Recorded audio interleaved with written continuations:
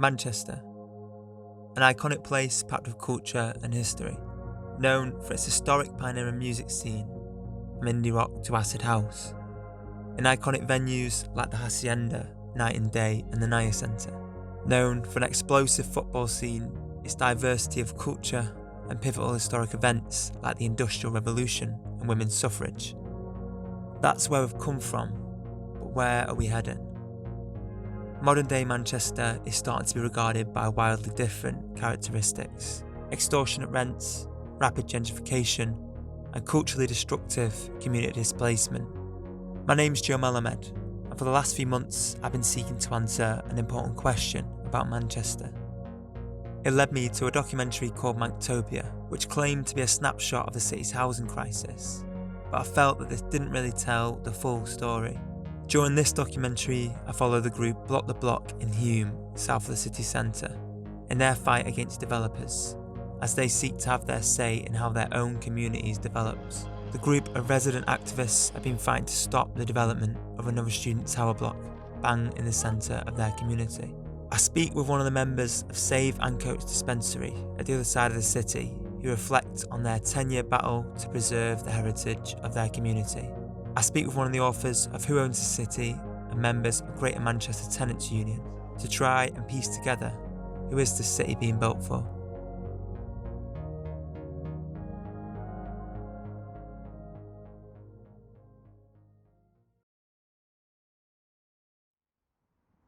Firstly, Block the Block, a resident-led movement from two social housing blocks, either side of this unassuming plot of land, the Gamecock pub. And why has this fight been active since 2008? A company called Curlew Opportunities want to turn this important community site into a 13-storey student tower block, blocking out daylight to the other buildings and taking up amenities in an already deprived area. I've been invited along on the peak of a pivotal moment. Tomorrow, this group goes up to meet the new incoming leader of Manchester City Council. Poet and activist Tina Cribbin takes me door knocking. So, Block the Block. I'm going to try and recruit people to come to the meeting at the mosque tomorrow night.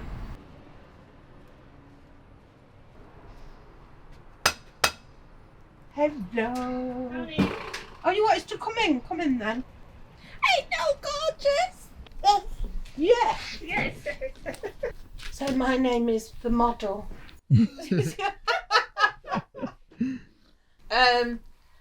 So what we're doing again, you know this building in front? We've got a meeting tomorrow night at the mosque in Hume to show the council that actually there's numbers of us who are not happy about that. Because really, like you, what could be needed there is social housing. Wouldn't that be perfect for somewhere to move in with space? The taxi's there for 6 o'clock and we'll make sure there's room. It's okay, come with me. Of course, yeah. Bring all of them. Anyone.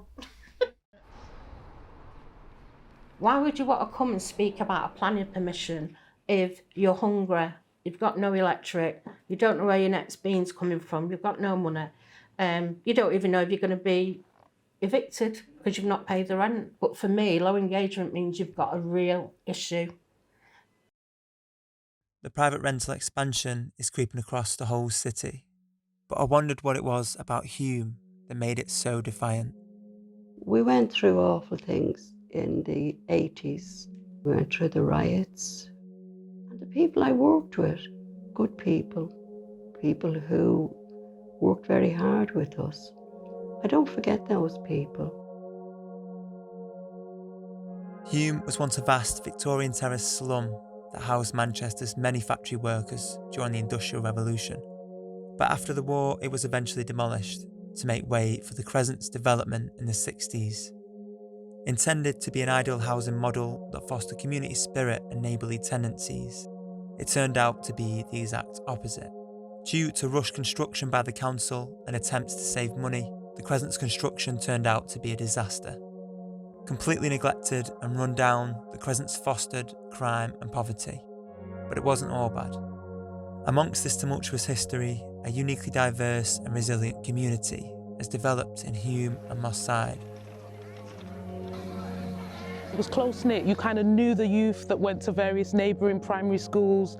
You became acquainted. It was very community-orientated. A lot of people have lived here for years and years and years. We're talking 20 years, 30 years. They've had sort of generations of children growing homes here, and they still reside here. For that, we want to keep an element of the community still very much closely linked and knit together.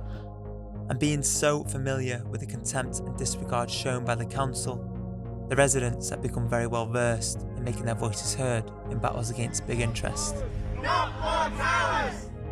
But today, the Hume community is fighting a more modern beast, the seemingly unstoppable expansion of high-rise rental development creeping into their communities.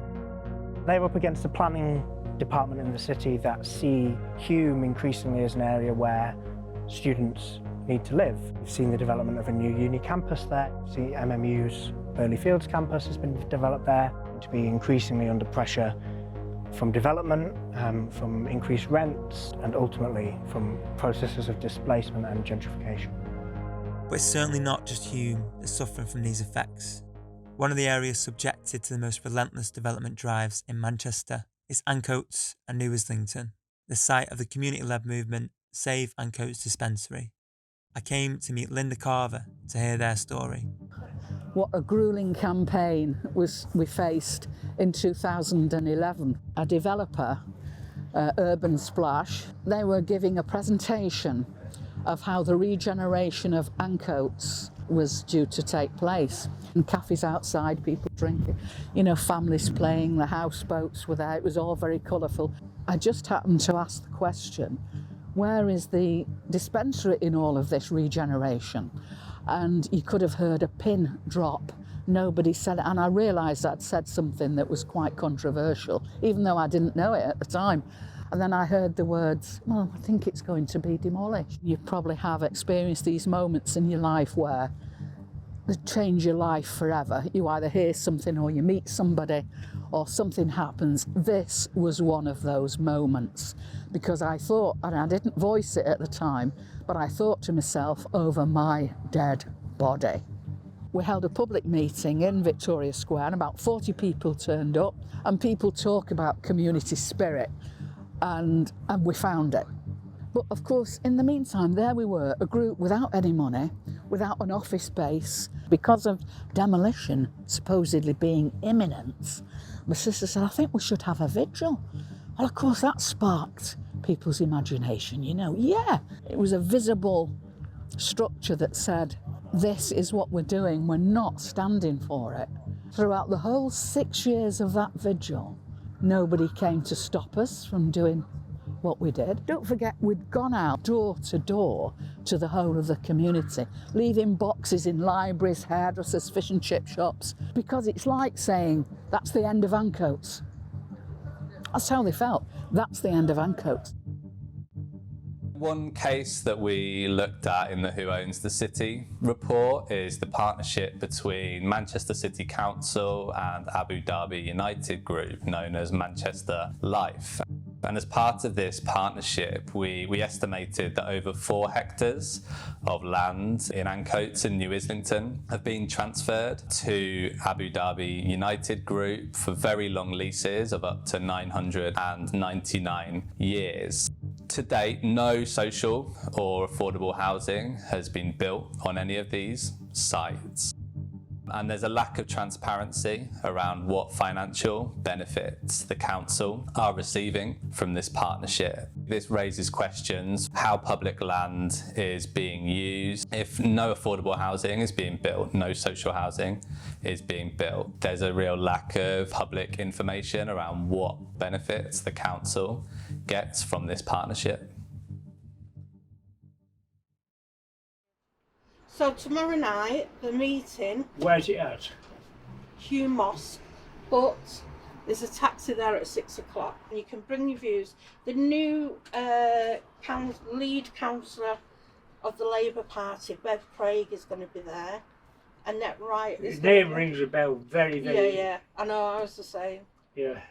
So, do you want to come and show us your brilliant opinions which are always different to At everyone the else? moment, I'll be honest with you, I've got a hell of a lot on my mind. All right, darling. I'm having a big war with the council tax people. I'm paying £100 a month to stand me over it. And 2 or 3 weeks ago, I got a bill for £2,200, which I paid. But it's getting to the point where I was becoming obsessed with it. Yeah. There's no communication, No, you're right. and they do not send you a letter.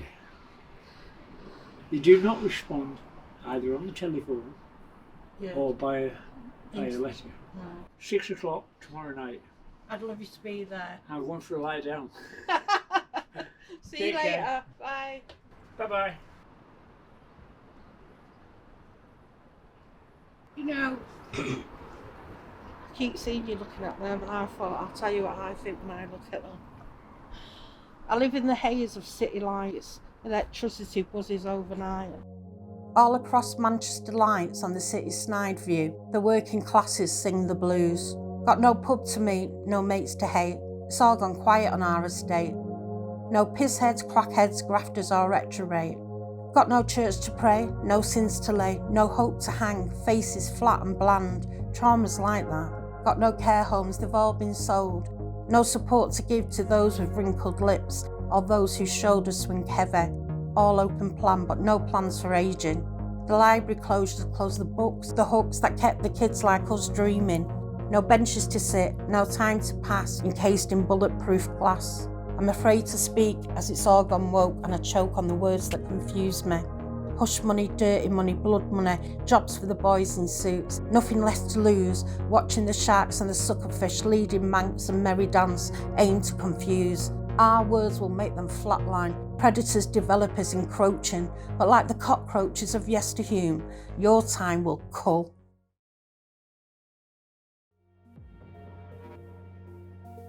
This endless expanse of slick, faceless tower blocks makes you ask the question, where will this all end? Well, where did it start? London, a heathen city of 9.5 million people and counting, with 296,000 households on the social housing waiting list, and between April and June of 2022, 3,000 people were spotted sleeping rough. The human cost of this is hard to imagine, and it serves as a dreadful foreboding for Manchester, which is rapidly following in London's footsteps. Now, in some ways, it's not surprising that you see these commonalities between cities like London and Manchester, because the national policy context is driving a lot of this. So the right to buy policy, the privatisation of council housing, low wages, cuts to benefits, austerity. In both cases, you've seen a shrinking of social housing, a growth of the private rental sector, growing numbers of evictions, homeless families being housed in inappropriate temporary accommodation, and this often involves their displacement. But I think it's important to recognise that local government also has a role to play in this. A lot of new development in Manchester City Council's area doesn't include any social housing, it doesn't include any affordable housing, and arguably that's something that the council does have much more control over. The policy that's designed to stop this from happening is made a mockery of by developers. Section 106 was designed to ensure major developments contribute to the area of their development, with affordable housing or public amenities. It would be expected that 20% of their development consists of affordable housing, unless they can prove that this would affect the profitability of their scheme, making it quote-unquote unviable. This has become a very profitable loophole for developers, who even hire consultants to help them sidestep their 106 obligations, even paying them bonuses for reducing the amount of affordable housing they have to contribute. I don't personally see it as Hume now, because now we're in this Oxford Road corridor.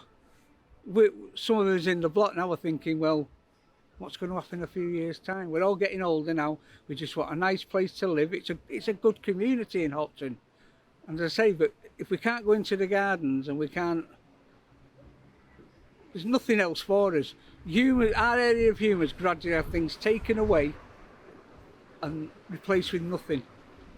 A few of us have discussed, the older ones in there, that we are now becoming a community of ghosts.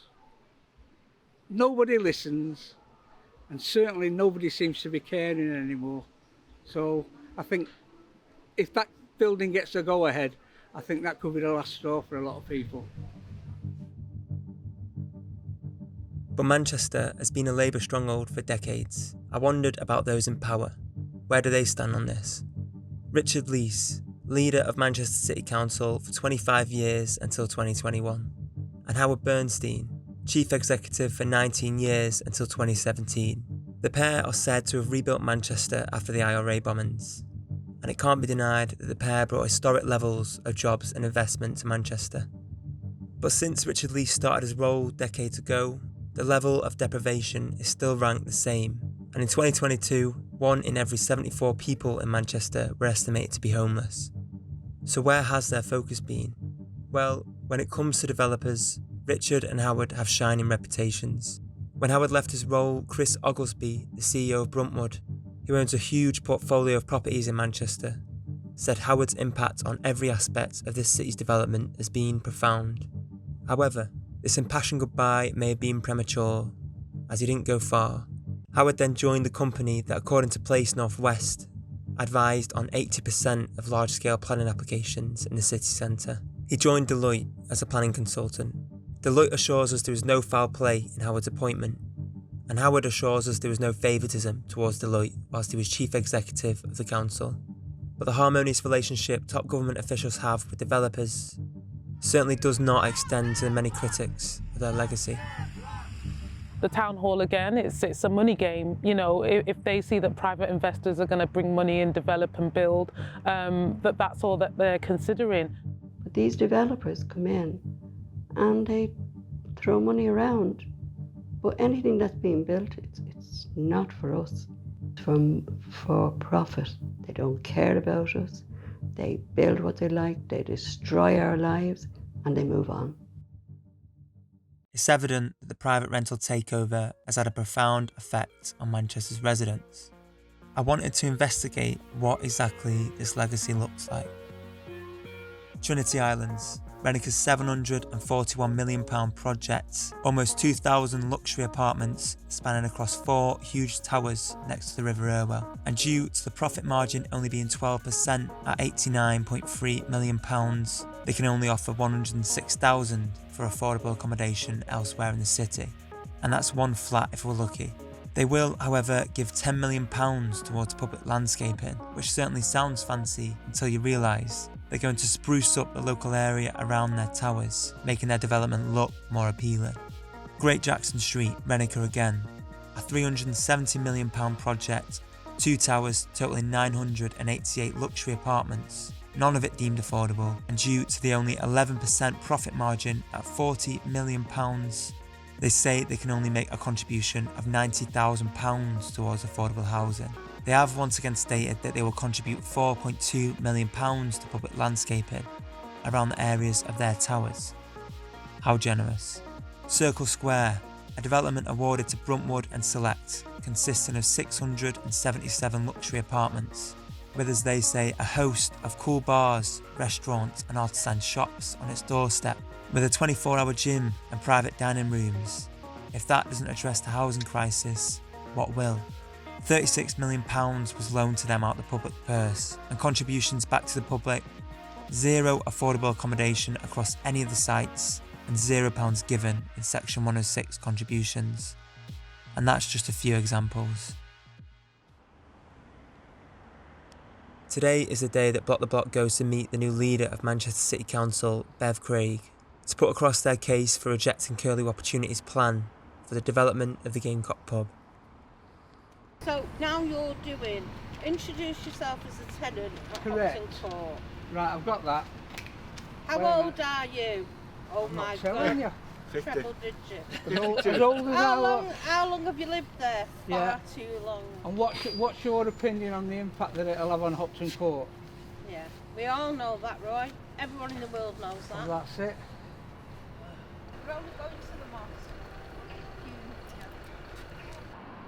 There was a lot of tension in the meeting and wariness towards my camera, but I managed to film an impassioned plea by resident Emma.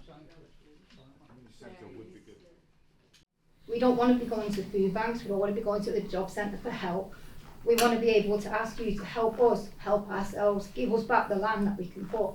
People that work, people that want to go there, we've had all sorts of opportunities for it. All we need to do is stop these developers putting on it, because they're not here day to day. They come here 10 minutes to tick boxes and get paid. I have got hope that you're going to help us, because like you said, you're a new voice from Richard Lease. You've got the Manchester City Council to its first good rating, I read that today, so you must be doing something. So I'm hoping, please, for the families, for the residents, the kids, the business owners, help us to get Hume back to us, please. Those people After the meeting, I contacted Bev for comment, but she unfortunately never got back to me. But what about Bev Craig? Who is she and where do her priorities lie? Or is it too early to tell? Bev Craig is the first woman and first openly LGBT person to take up the leadership role. Originally from Belfast, she moved over to Manchester, where she studied politics and modern history at the University of Manchester, where she eventually received a PhD in class representation and diversity. When she came to power, she stated that she wanted Manchester to grow as a genuinely inclusive city, and that she wants to demonstrate political bravery by tackling challenges like inequality and climate change. She also stated that developers will have to pay towards their Section 106 contributions if they want to do business in Manchester. But Bev has also publicly supported huge developments, like Rennick's £741 million Trinity Islands project, and she's gone on to praise the positive benefits of schemes of this nature. Does Bev really care about community inclusion and having working class communities at the heart of her agenda, as she says? After more than 20 years of Richard's pro-developer leadership, people will certainly be keeping a keen eye on her activities to see if this is all really just lip service and more of the same. Before Block the Block story came to an end, I first wanted to take a look at how Save Ancoats Dispensary at the other side of the city had concluded. Over a period of 18 months, the business plan was prepared. We had visions for, on the ground floor, a community cafe where people could learn, spaces for art studios. We had all this, we had a business plan. Come the deadline, we were £800,000 short of the match funding, and we just couldn't make it. We just couldn't make it. Here we are now, and it's 2022. Earlier this year, I went to the launch with Great Places Housing Trust, who are now working to restore the Ancoats Dispensary. They are, at this present time, making it safe so that they can begin their work changing it into affordable housing. It's through our efforts, really, which was acknowledged at the launch, that this is happening today. Otherwise, all you would have seen is rubble and another block of apartments going up, just like every other apartment that there is around there. So you would never have realised the historic place that the dispensary was, but you will now. And I would say to anybody taking on any kind of grassroots campaign, which we were at the time, that we had no idea how long this would take, and would we do it again? I think most of the people involved would do it again, but it does take its toll. It requires what I call true grit.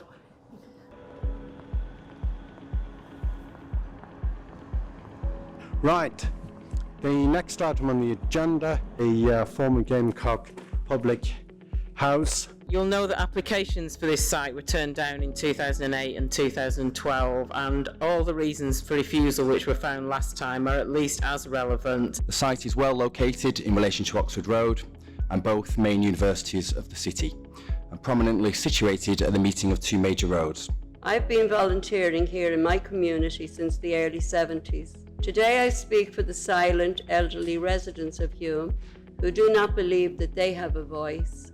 An 84-year-old male resident expressed living here as, "We're just a community of ghosts." this is a site which is in need of investment and redevelopment. What you see before you is a proposal which seeks to address this long-standing problem in a manner which optimises benefits for the city and the Hume area. Our residents have led a significant and growing local campaign, Block the Block, running for many months against the development with petitions, window posters and protests at the site. Community matters! Hume community matters! Real people live here, you know, it's not just some student dustbin that you can pitch up 20 stories. Again, no one's getting paid for this. This is something that they're passionate about, that they want to affect change. The city's success as a location of choice for students is well known. With that comes a duty to ensure safe, well-managed accommodation is provided.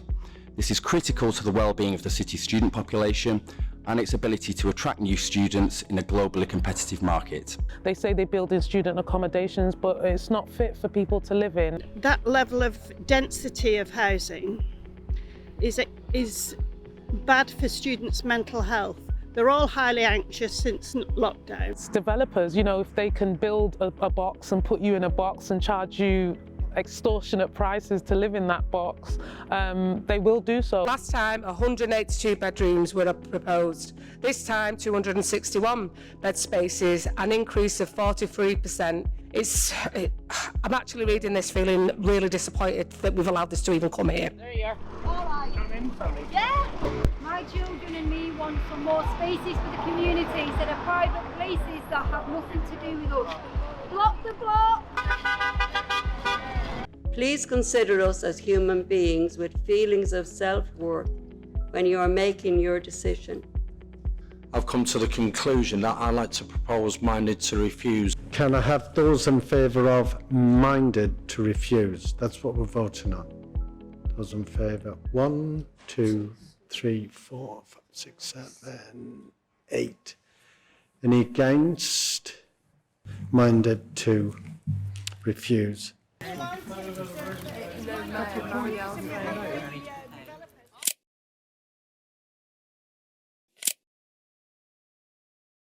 It won't stop and it won't end because we've gone through this process, and as we've gone, we've learned so many different things. We're so much more skilled at fighting now. We're so much integrated with different groups. We just get stronger and louder as you get older. That always helps. After 3 rejections, it's becoming quite clear that Manchester's private rental machine is not going to give up on this site. Block the Block needs an alternative, and today they meet the architects Unit 38, who've agreed to develop an alternative community-based plan for the Gamecock pub. Unit 38 are the community-based architects known for the Seven Sisters Latin Market campaign in Tottenham, where they helped empower a community to drive change themselves and not just be at the whims of faceless gentrification and displacement they were being threatened with. They now have their sights set on Hume, where over the next few months they're going to help Block the Block develop their own community vision. It's the kind of social spaces which have been lost with the pub closing down, or all the pubs closing down, but also kind of, cafes, places you can stay without necessarily having to buy anything, affordable shops, maybe kind of smaller function rooms if used as therapy rooms or as other spaces. On the upper floors seems this kind of idea of supported housing for the elderly. The ground floor would be for nice therapies, and the first, second for older people who are sick but don't want to move. They want Hume as their home. I think there's other groups that would benefit from assisted living in that place, like, you know, adults that are a bit younger but they need some help and they can still live on their own. They've got no accommodation around here. The cafe would be a great idea because, as you said, it's pay as you feel. We could get the kickstart 16 to 24s, train them up, which will feed the people who live upstairs, the older people or anybody else who's living up there. So I think that's a great idea. This would be such a Brucey bonus for them in terms of showcasing what they can do and how to do it differently. That's maybe one of the ways we can get on board. We need to make it an offer that is too good to resist, absolutely. Basically. But I just think the stuff what you've done there is amazing. Yeah. And to have that idea, love it. I've got goosebumps about it. We're hoping that with this small amount of funding and preparing these images and the workshops we're doing over the next month and a half, we can then hopefully access more funding to carry it on. Okay. As My Time Filming comes to an end, this campaign has essentially only just begun. Alongside the community, Unit 38 begins to develop the alternative, age-friendly Gamecock plan. I then started to wonder what a victory might look like in years to come. I think globally we can look to examples like Red Vienna in the early 20th century, where the council built mass council house building, very high quality, that exists to this day. Co-op cities of the Bronx, where trade unions and workers' associations got together, formed co-ops and built their own housing. I think in Manchester we can look to examples like the Hume regeneration of the 90s, where tenants were able to stop the government's plans for privatisation of those council housing. In the 90s we were able to put forward a plan that saw the regeneration of Hume much more on the terms of the tenants, like Homes for Change. You saw a big commitment to social housing being rebuilt in that area, and still Hume has a large proportion of social housing stock. But where are these creative solutions to the housing crisis when Manchester needs them the most? With 120,000 people on the social housing waiting list and a generalised decline of social spaces and mass displacement of communities, students at the Manchester School of Architecture prove that it's definitely not a lack of ideas that's driving this crisis. In Hume, instead of a high-rise tower block in the now derelict Burley Fields, they've suggested the Hume Commons, a concept of affordable and social housing built around a live, work, grow community. With a community centre called The Corner, surrounded by modular living units and areas to grow and be amongst green space. Green and affordable solutions to the housing crisis are plentiful. The only thing that seems to be lacking is the enthusiasm to engage with them. And I think there's a fundamental contradiction between housing as a source of profit for capitalist developers on the one hand, and then housing as a human right. Will take a huge kind of political effort from the leadership of the city to face down very real interests in the property industry. If the leadership of the city was serious about trying to tackle the problems of displacement and gentrification, they will have to accept at some point that seriously addressing those is not going to make the people investing in property particularly happy, and their interests will be curtailed. Developers in the city of Manchester at the moment are looking to make a quick buck and to maximise the amount of rabbit hutch dwellings. We need to stop it. We will stop it. I'm from a council estate primed to detonate with the great unwashed and the great unclean. And if you look further, you can see the great smoke screen. We're hidden behind the blasphemy, the bigotry, the energy they use to slay, the veracity of their prejudgment, the hate they leave at my estate. Politicians and developers rubbing hands with glee, the thought of another gentrification as they get our childhood homes for free. Your greedy yearning for investments, killing homes, souls and communities too. Art washing out entire lives, building, but for who? Building houses not for home, but for investment opportunities, corporate portfolios as your handmade shoes walk above the ruins of what was once a thriving community. No longer subdued by your doublespeak, our blinkers are off to your well-meaning cultural cleaning. Come and unfurl your banner, raise your head and raise the light. We represent social housing tenants. We demand a home to feel safe in, a home for life.